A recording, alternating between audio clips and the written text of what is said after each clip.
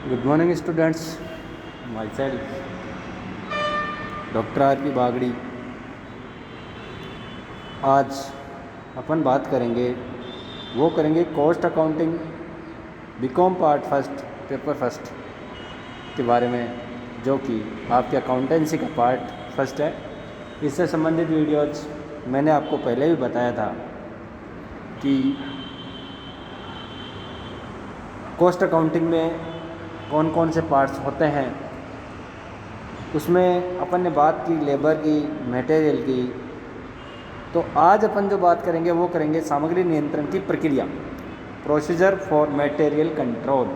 Material control से संबंधित video मैंने पहले 2-3 बनाए थे और उसमें कुछ चीज़ें बाकी रह गई थी, वो आज के वीडियो में बताएंगे। और आज के वीडियो के साथ ही शायद मेरे ख्याल से ये मटेरियल कंट्रोल लगभग कंप्लीट सा हो जाएगा और कुछ बचेगा तो फिर दूसरा अगला वीडियो बनाएंगे। तो आज अपन बात करेंगे सामग्री नियंत्रण की प्रक्रिया में जो आर्थिक आदेश मात्रा है उसके बारे में।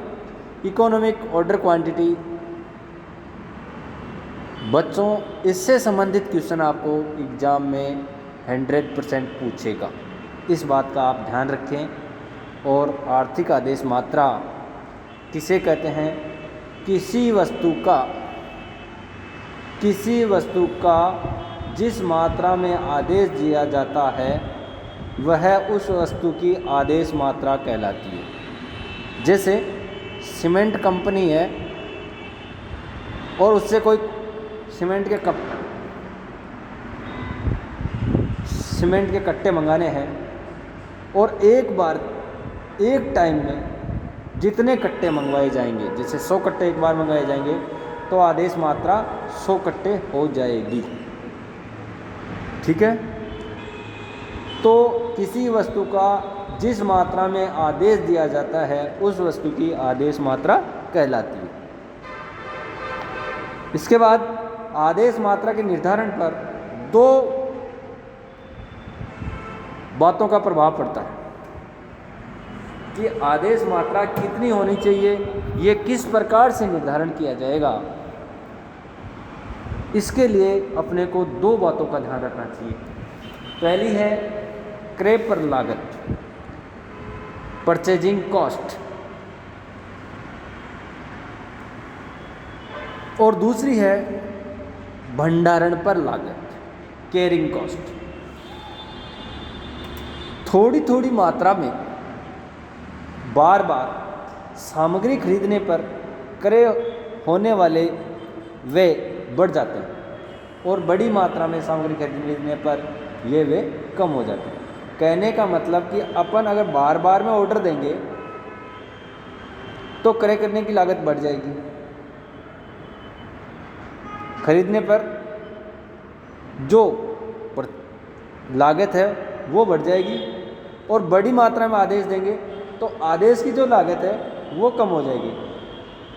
इसी प्रकार दूसरी बात है भंडारण पर लागत। यदि एक साथ बड़ी मात्रा में आदेश दिया जाता है तो पूंजी पर ब्याज, अप्रचलन, बीमा आदि वे बढ़ जाते हैं। जैसे सपोज कीजिए 5000 कट्टे एक साथ मंगाए तो उनकी रखने की जो लागत है वो बढ़ जाएगी, इंश्योरेंस बढ़ जाएगा, पूंजी का जो पैसा पूंजी उसको देंगे उस पर ब्याज बढ़ेगा। और तीसरी अप्रचलन, मान लो सपोज करो कि बाद में कोई नई ट्रेड से कुछ नई चीज़ आ जाए और उसको अगर हटाना पड़े तो उसका भी खर्चा बढ़ जाएगा।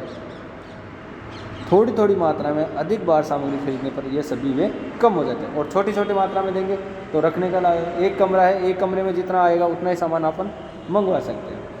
तो इस प्रकार यह स्पष्ट है कि बड़ी मात्रा में सामग्री खरीदने पर भंडारण के व्यय बढ़ते हैं और थोड़ी मात्रा में सामग्री खरीदने पर क्रय संबंधी व्यय बढ़ जाते हैं।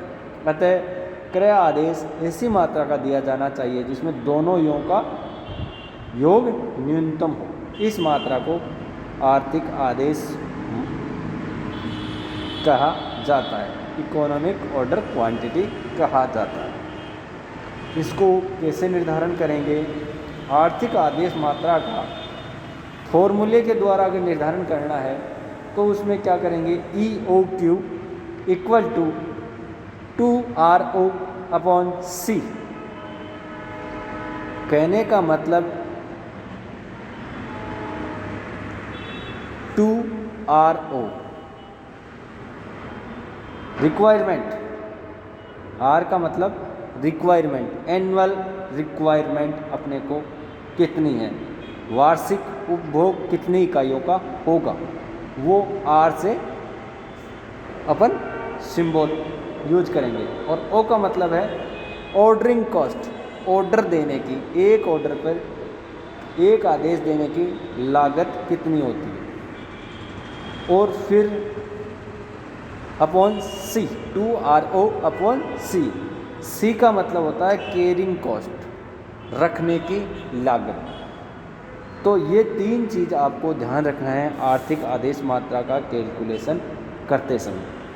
कैरिंग कॉस्ट का मतलब रखने की लागत। सपोज कीजिए एक उदाहरण मैं आपको बता देता हूँ, एक वस्तु का वार्षिक उपभोग 2500 इकाइयाँ, वार्षिक उपभोग कितना है 2500 इकाइयाँ, तो अपने पास R कितनी होगी 2500, प्रति आदेश लागत 32 रुपये, एक आदेश की लागत है वो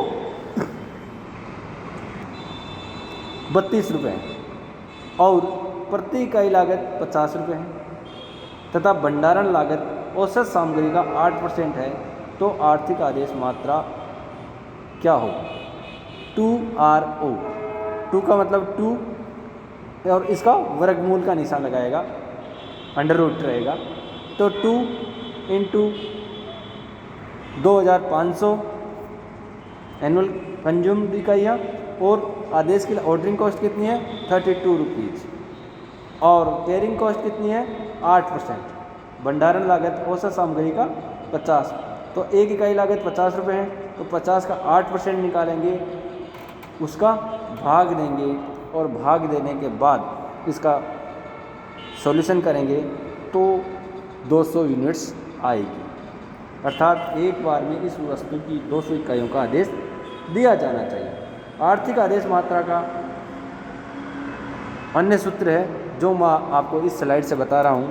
पहला, number of order per year, प्रतिवर्ष आदेशों की संख्या, equal to annual consumption in units divide by EOQ। ठीक है, क्योंकि कभी कभार क्या होता है EOQ अपने को दे दिया जाता है, एनुअल कंजप्शन दे दिया जाता है, तो प्रतिवर्ष आदेशों की संख्या पूछ ले तो इस फॉर्मूले को पुटअप करके अपन करेंगे। Time gap between two orders, दो आदेशों के मध्य समय अंतराल की, एक मान लो जनवरी में दिया तो दूसरा आदेश कब देंगे। Days of months in year, जितने साल के ईयर है, जितने साल एक साल में जितने दिन हैं। Days of months in a year, या तो डेज हो सकता है या मंथ्स हो सकता है। मंथ में पूछे तो मंथ्स इन ईयर, और डेज हो तो days in year, divide by number of orders. जैसे सपोज कीजिए कि ऑर्डर की संख्या दे दी उसने 12 और मंथ्स में पूछ लिया तो एक महीने का एक ऑर्डर देंगे। Months in year divide by number of order. इसके बाद तीसरी, प्रति वर्ष आदेश देने की लागत, ordering cost per year, number of orders ordering cost per year into ordering cost per year, या फिर C upon EOQ into O। इसी प्रकार inventory carrying cost, average inventory plus safety stock into carrying cost per unit, अथवा EOQ।